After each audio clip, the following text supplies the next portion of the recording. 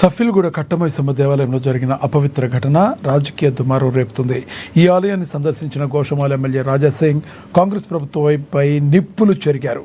ఇతర మతాల వారిని ఒకలాగా, హిందువుల్ని మరోలాగా చూస్తున్నారని విమర్శించారు. నిందితుడు షేక్ అల్టాఫ్కు కఠిన శిక్ష పడాలని, అతనికి బెయిల్ రాకుండా చూడాల్సిన బాధ్యత పోలీసులదేనని డిమాండ్ చేశారు.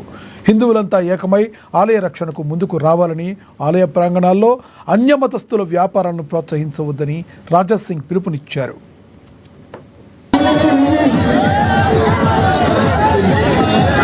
కానీ మా కట్ట మైసమ్మని టార్గెట్ చేసి కట్ట మైసమ్మ గుడి ప్రాంగణంలో మలమూత్రము ఆయన వేస్తుండు. అప్పుడే ఏబీపీ కార్యకర్తలు, బజరంగ దళ్ హిందూ అని కార్యకర్తలు చూసి ఆయనకి పట్టుకొని పోలీసు వాళ్ళకి ఇచ్చినారు.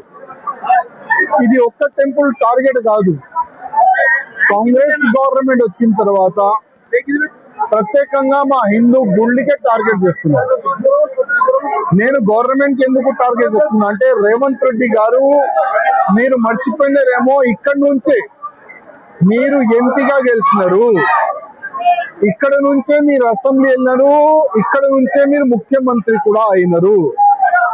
కానీ మీరు ఇదే పార్లమెంట్ నుంచి గెలిచిన తర్వాత కనీసం కట్ట మైసమ్మ ప్రాంగణంలో అపవిత్రం జరిగింది, దానిపైన ఒక చిన్న స్టేట్మెంట్ కూడా లేదు. దురదృష్టం.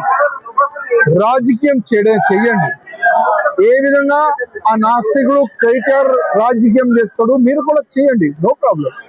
కానీ మీకు ఏ విధంగా ముస్లిం ఓటేస్తారు, అదే విధంగా హిందువులు కూడా మీకు ఓటేస్తారు.